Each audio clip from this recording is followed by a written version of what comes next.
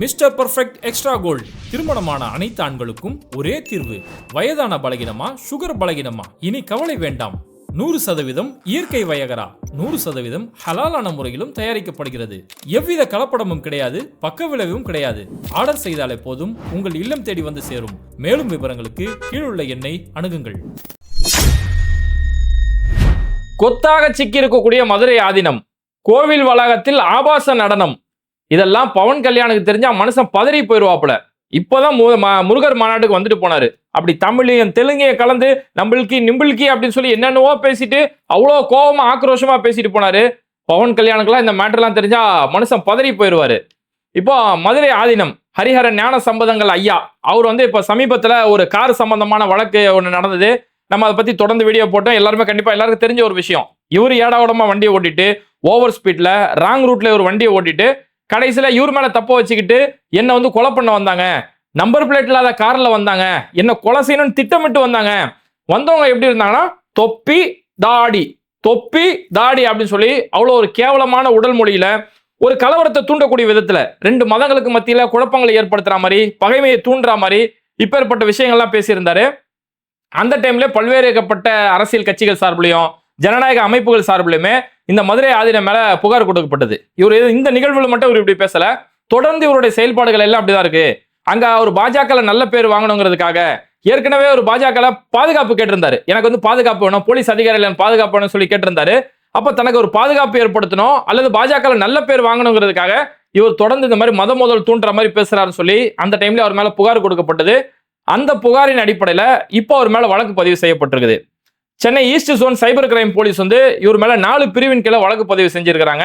அந்த வழக்கு என்னன்னு பார்த்தோம்னா, கலவரத்தை ஏற்படுத்தும் வகையில் பேசுதல், சமூகத்தின் இடையே பகைமை உருவாக்கும் வகையில் செயல்படுதல், பொது தீமைக்கு வழிவகுக்கும் அறிக்கை வெளியிடுதல், தவறான தகவல்களை பரப்புதல், இது மாதிரியான ஒரு கருத்துக்கள் பேசியிருக்காரு. ஏன்னா அவர் பேசினது எல்லாமே கலவரத்தை தூண்டக்கூடிய விதத்திலையும் ரெண்டு மதங்களுக்குள்ளே பகைமை ஏற்படுத்துற மாதிரி தான். ஏன்னா இஸ்லாமியர்கள் என்ன திட்டம் போட்டு கொலை செய்ய வந்தாங்க அப்படின்னு சொல்லி இவரு ஏடாகூடமா காரை ஓட்டிட்டு அப்பவே கள்ளக்குறிச்சி போலீஸ் அந்த சிசிடிவி ஃபுட்டேஜ் நல்ல வழியா வெளியிட்டு இருந்தாங்க. அந்த சிசிடிவி ஃபுட்டேஜ்ல பார்த்தோம்னா அந்த எதிரில் வந்த அந்த கார் டிரைவர் தான் சடனா பிரேக் அடிச்சாரு. அவரு பிரேக் அடிக்கலாம் உண்மையில ஆதீனத்தோட காருக்கு பெரிய ஆபத்து ஏற்பட்டிருக்கும்.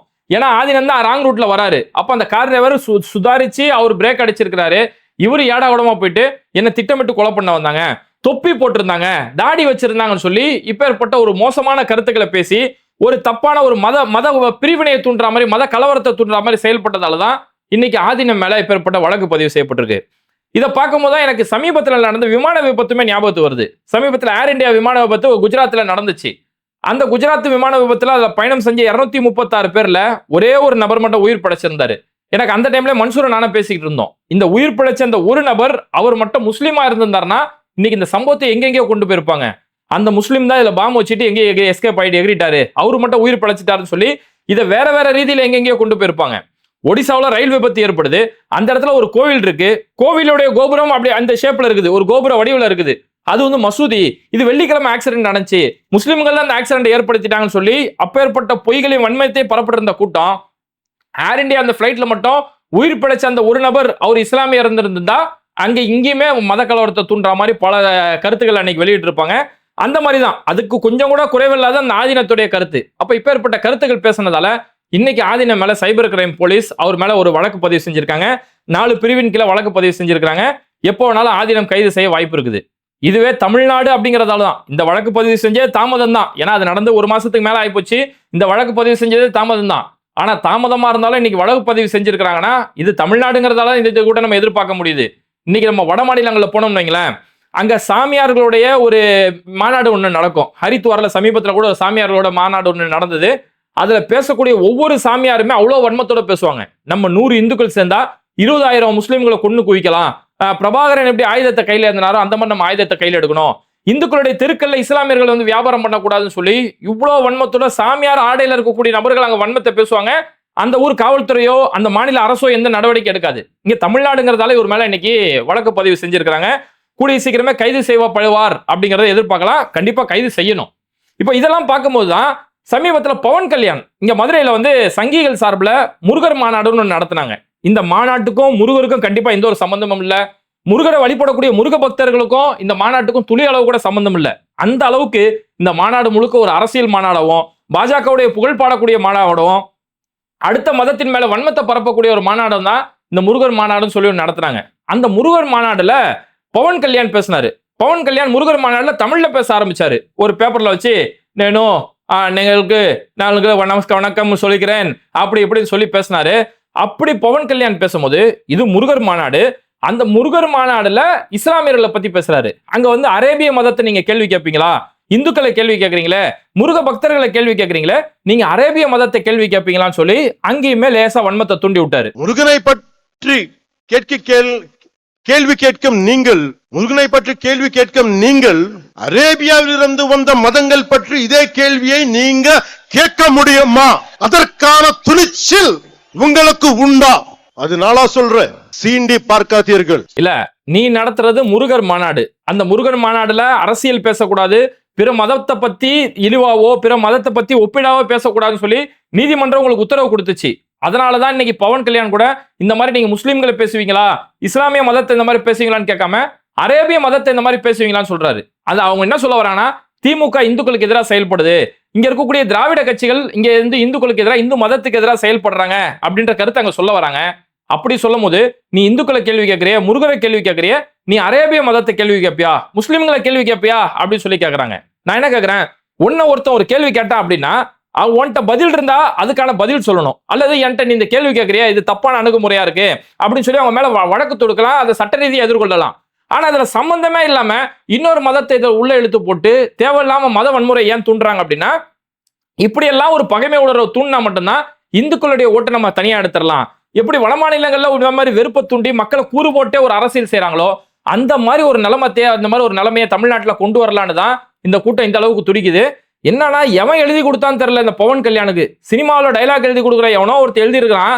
அதெல்லாம் பார்க்கும்போது நமக்கு தெலுங்கு படத்தை தமிழ் டப்பிங்ல பாக்குற மாதிரியே இருக்குது. அன்பு என்பது பலவீனம் அல்ல, அது துணிவின் அடையாளம்.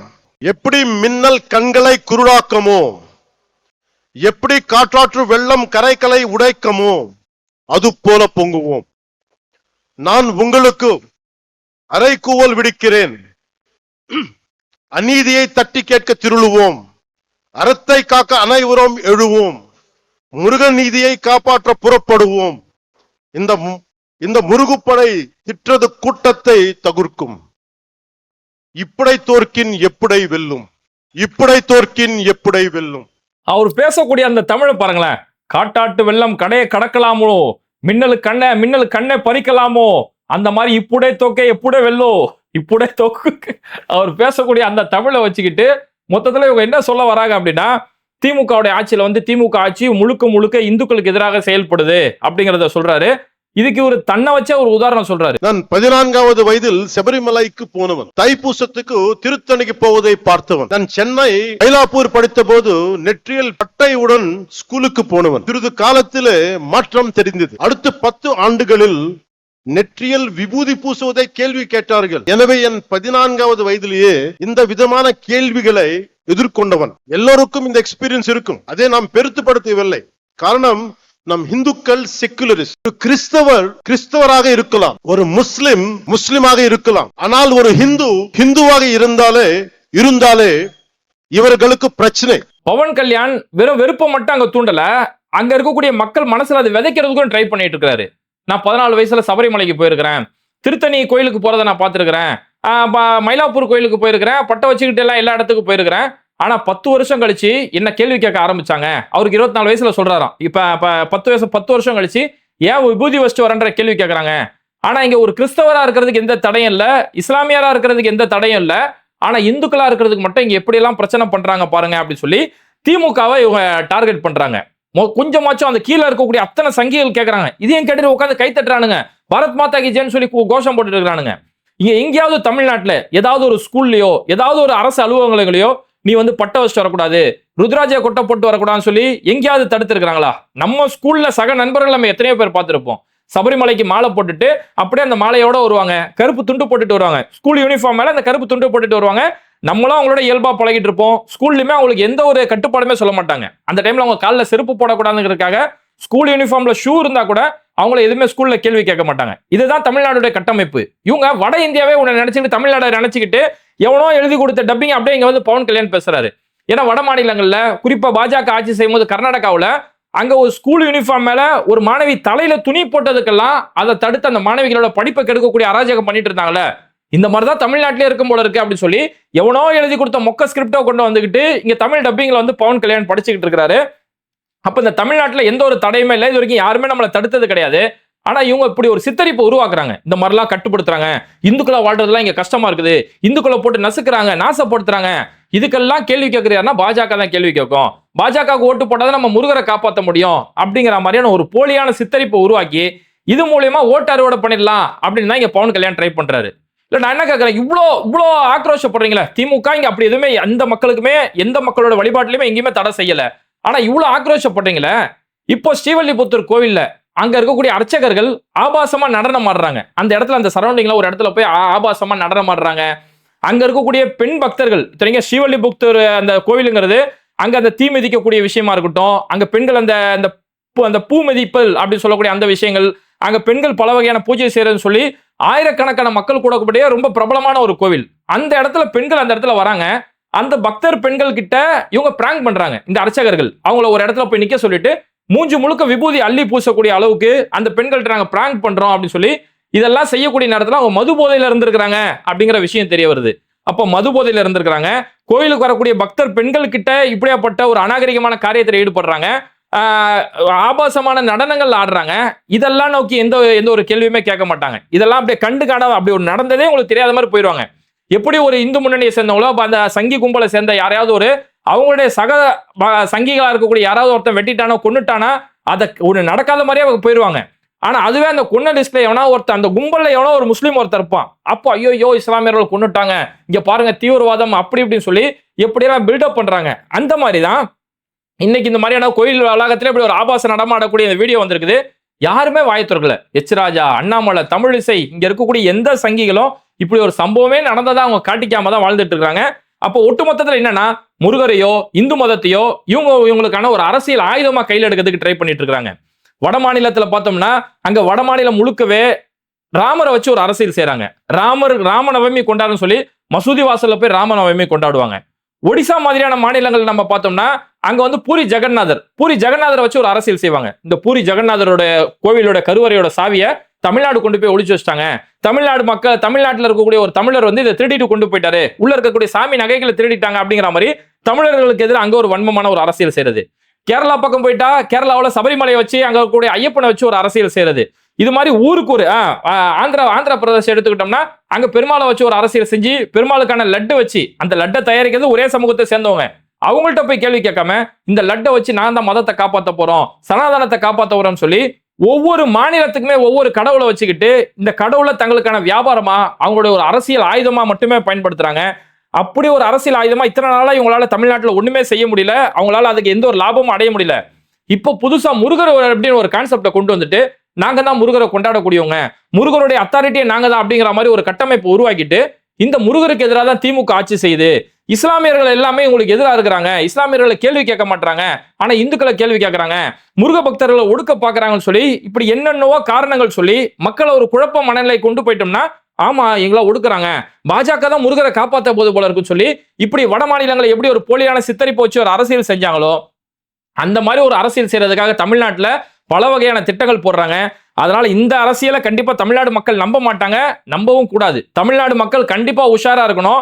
இது மாதிரி மத பிரிவினையை தூண்டி கடவுள் பேர்ல அரசியல் செய்யக்கூடிய இது மாதிரியான கோமாளி கூட்டங்கள் வரும்போது எல்லாமே இந்த தமிழ்நாடு நம்ம இத்தனை நாளா எப்படி இருக்கும், நம்ம ஒவ்வொருத்தருடைய மத வழிபாடு அது சர்ச்சில் போய் வணங்குறதா இருக்கட்டும், மசூதியில வணங்குறதா இருக்கட்டும், கோவிலில் வணங்குறதா இருக்கட்டும், நம்மளுடைய வழிபாடுகள் வெவ்வேறு இருந்தாலும் நம்மளுடைய வாழ்க்கை முறை ரொம்ப நட்போட ரொம்ப சகோதரத்துவத்தோட எப்படி இத்தனை காலமா இருக்கோ அதே மாதிரி நம்ம தொடர்ந்து செயல்பட்டாதான் இந்த தமிழ்நாடு எல்லா வளங்களிலுமே கல்வி ரீதியா ஒரு மருத்துவம் ரீதியா பொருளாதார ரீதியா நம்ம இன்னும் உயர்ந்து கொண்டே போக முடியும்.